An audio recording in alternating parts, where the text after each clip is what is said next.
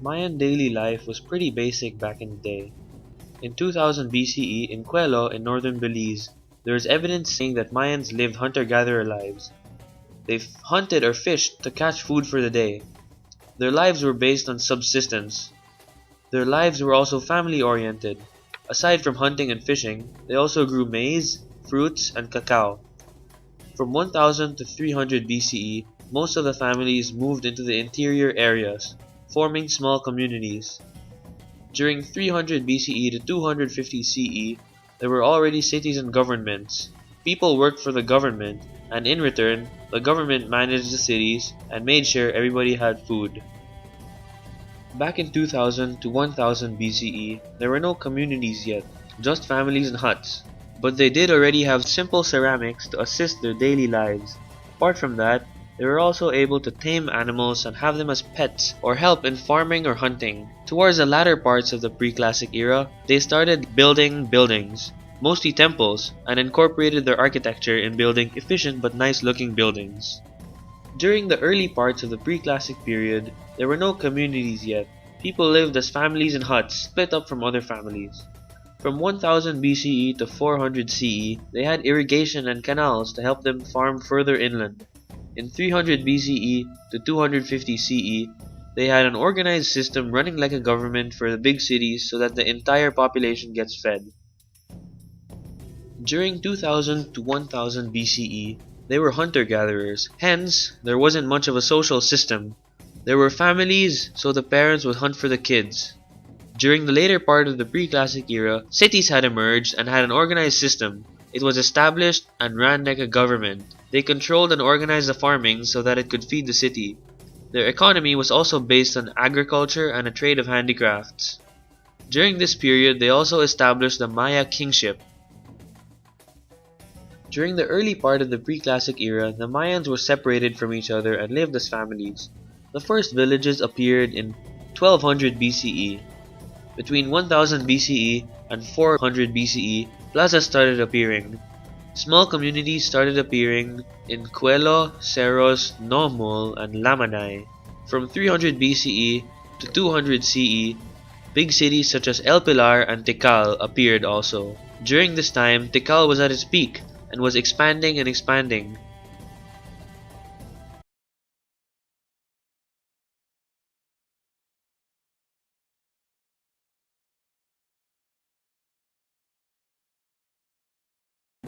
The Classic period was a time of peace and prosperity for the Mayans. An average Mayan would wake up, go to work, come home, and bathe.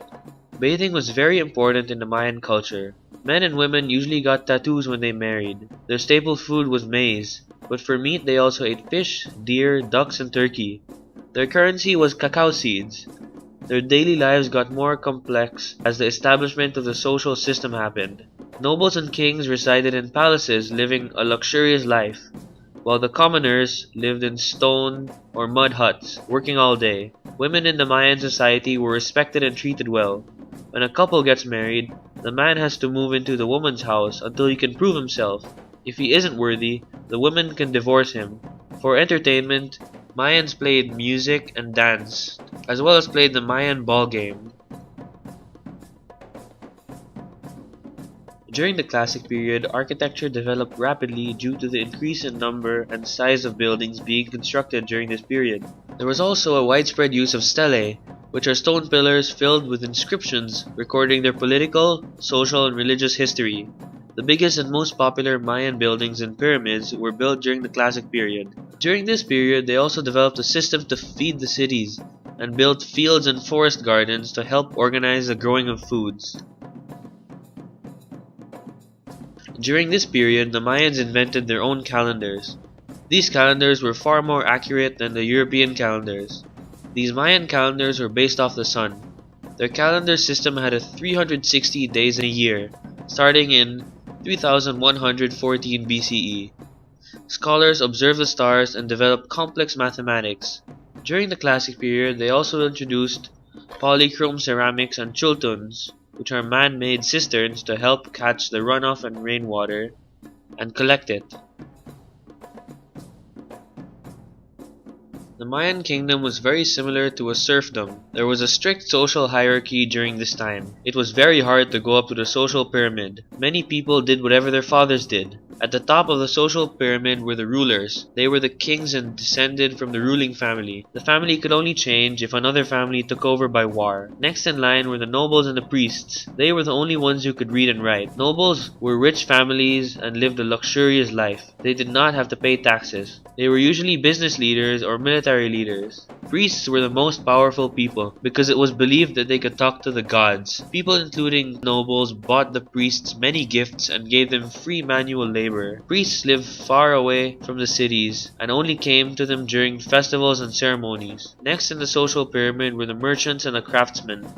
Since the Mayan civilization had no middle class, the merchants and the craftsmen were made up of nobles and peasants. They mostly created art or ran businesses. Craftsmen of peasant descent could not act or dress like nobles. If they did, it would be a danger to their lives. Next in line are the peasants. Peasants make up a majority of the population. They didn't live a life of luxury, however. They were farmers or craftsmen. If they were farmers, they lived outside the city in the fields. They were also the last resort for the human sacrifices. If there were no captives, peasants would be used. At the bottom of the social pyramid were the slaves. Despite being the lowest level, slaves sometimes got more comfortable lives than that of a farmer. However, they had no rights or privileges. They were usually made up of orphans, captives, or punished people. They also made up most of the human sacrifice victims. Next were the warriors. However, they weren't last. They just didn't fall under any social class. Warriors are special. Sons of warriors became warriors too, and peasants could be pulled off the field and be warriors. However, sons of warriors were higher ranks than peasants turned warriors. During this period, there were many big cities. Each big city had a plaza, and each plaza had a pyramid to represent it. Tikal was a flourishing city, built pyramids and buildings more than 60 meters high. Palenque was also flourishing, known for its temple of inscriptions, with the tomb of Lord Pakal inside. There was also a royal palace in it with a 4-story tower. Uxmal was another flourishing city, which had the temple of the magician in it. Another flourishing city was El Castillo. It had the pyramid of Quetzalcoatl.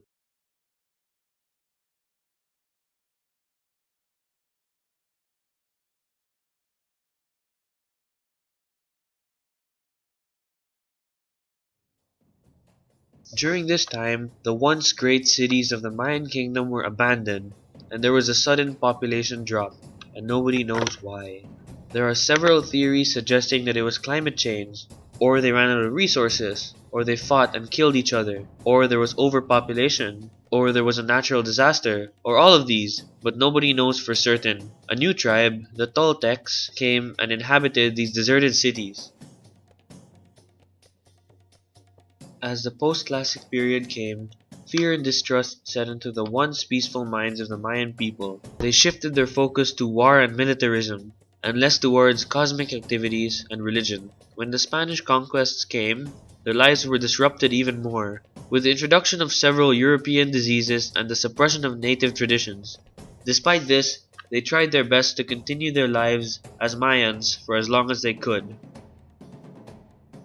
Mayan developments actually went backwards during this period. They were less enlightened and stopped all recordings of astrological and cosmic sightings. They focused on war and conquests. There was also a rapid decline of new buildings. During this period, they stopped using their old counting system and used a shortened version of it, which was much less accurate. They also focused their developments on war, fortifications, and weapons. They abandoned their observations on astrology and mathematics. During this period, some people decided to go up north to Yucatan, but fell under the rule of the Aztecs. Another big city formed in the south, where Tikal used to be. It was called Itza, and was the last standing of the Mayan cities when the Spanish came and conquered. Tulum was another city that prospered. It prospered because it was by the sea, where there was a lot of trading.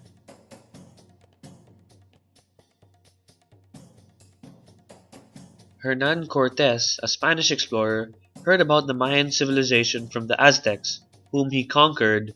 It was very easy for him and the Spanish army to slaughter the Mayans and conquer their territories. The Spanish burned all but four of their codices, where the post-classic Mayans wrote their history on. This is why we know so little about the post-classic Mayan period as compared to the classic Mayan period.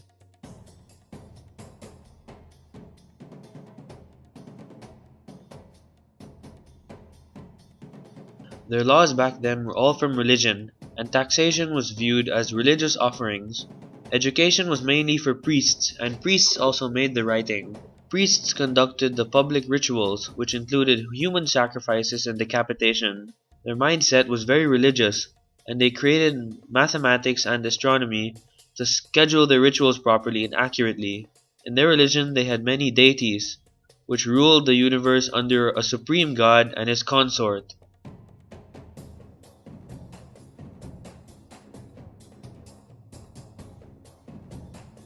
Their written language was hieroglyphic, meaning it consisted of drawings. The earliest evidence of writing systems was in 100 BCE. During the Classic period, they documented their history by writing it on stelae, which are stone pillars built to record history. They also wrote their history on pottery. During the Post-Classic period, they switched to codices, which were made from the bark of a certain type of tree. Most of these got burned when the Spanish conquered them.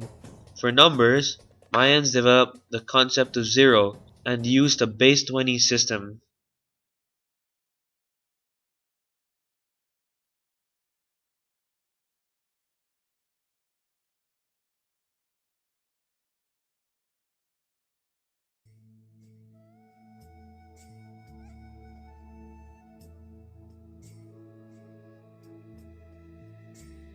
The early people of the Indus Valley were hunter-gatherers. Making use of the fertile land, they grew many different things like wheat, barley, peas, mustard, and sesame. The earliest traces of cotton date back to this period. This period also appears to have been a period of peace, as there aren't many traces of weapons found. They made jewelry, toys, and games for children. There wasn't much of a difference between the rich and poor, as the houses were all pretty much the same size. They dressed in colorful robes and traded with Egypt and Mesopotamia.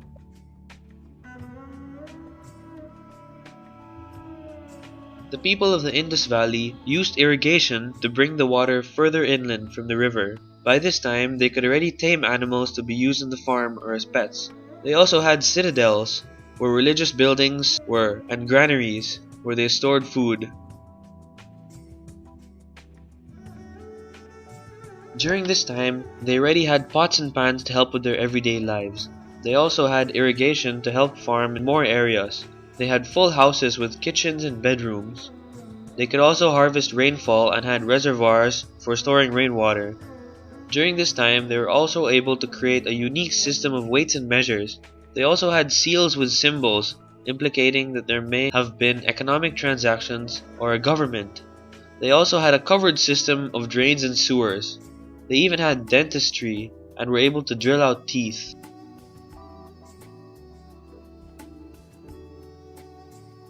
There were two main cities, Harappa and Mohenjo-Daro. At circa 1700 BCE, they both fell and nobody knows why. These two cities were about 1.6 kilometers squared, taking up a big part of the Indus Valley. Evidence shows that these cities were at an advanced social and economic stage when they fell. During this time, they already had a language in place and had scripts. It was a literate civilization. The script is known as Dravidian and has about 250 to 500 characters. Up to today, not all of the script has been deciphered, leaving much of this civilization a mystery.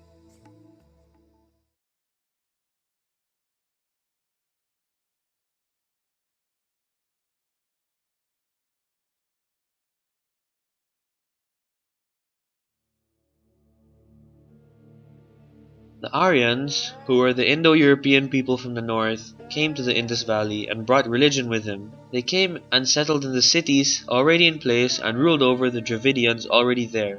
During this period, people grew wheat and barley and harvested dairy products such as curd and ghee.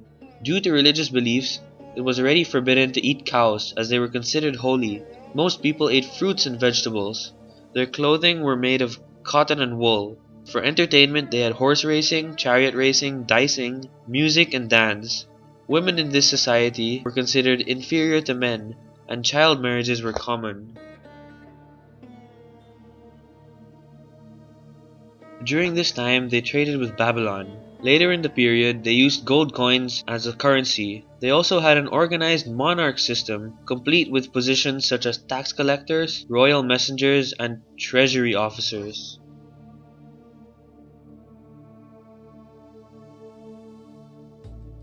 During this time, they had dice games, in which they played to gamble. They also had chariots to transport royalty more comfortably. During this age, they used iron extensively, as it was in an abundance during this time. They also had great palaces with architecture.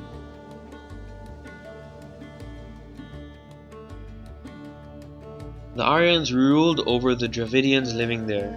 There was a caste system in place, however, it wasn't as strict at first. It gradually got more strict over time. At the top of the social class, there was the priestly class, later known as the Brahmins.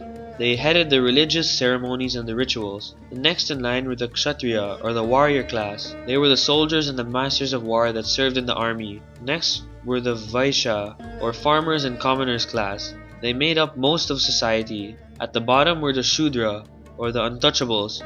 They did all the dirty work that the rest of the people found unworthy, such as handling dead bodies or cleaning human waste. People could only marry within their caste.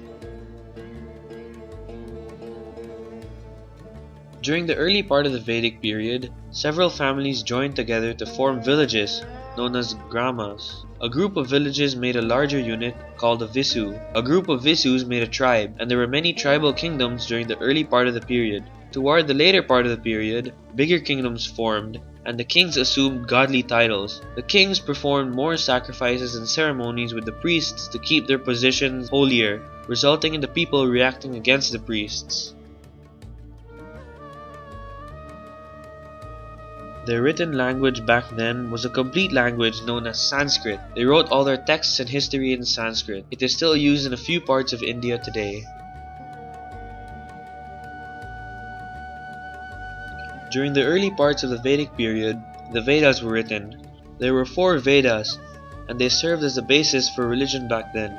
The Vedas, however, were very obscure and metaphorical, and a lot of it was up to interpretation. Religion back then was polytheistic and controlled by the priests. Their deities were associated with nature. Sometime during 800 to 500 BCE, people started to question their traditional rituals, ceremonies, and sacrifices. These people went out on their own to discover their own spirituality as hermits, rejecting all material aspects of life. They compiled their philosophies into texts called the Upanishads. During this time, other religions such as Jainism and Buddhism formed. There was a gradual shift in religious life from the rites and sacrifices to internal spiritual discovery and seeking of answers. Over time, the Aryan nature deities lost importance and 3 new gods took their place. In this new religion, from the Upanishads, it is said that every element of creation has a portion of the world's soul in it, and this led to further respect for the environment. This new religion is Hinduism as we know it today.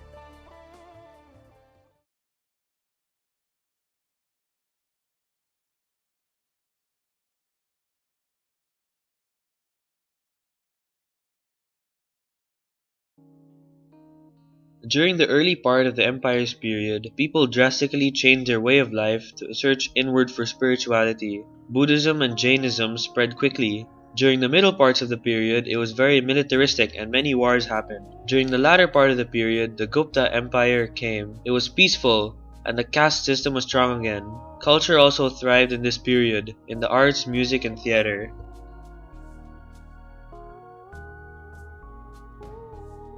The first empire was the Mauryans, who were able to unite the whole of India into one empire.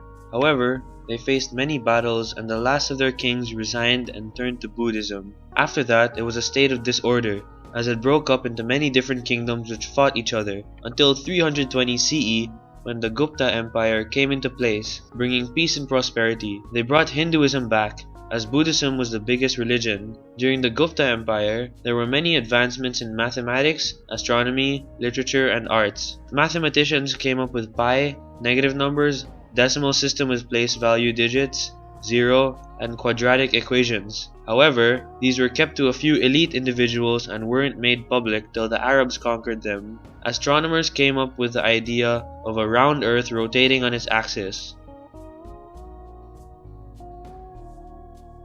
During this period, palace architecture improved. They now added long wooden walls, gates, moats, and towers. During the later part of the period, in the Gupta Empire, universities were built, advancing education. The first empire, the Mauryan Empire, got all of India to be one empire. Then after their king resigned, different kingdoms got different parts of India, till the Gupta Empire, where it got most of the north of India.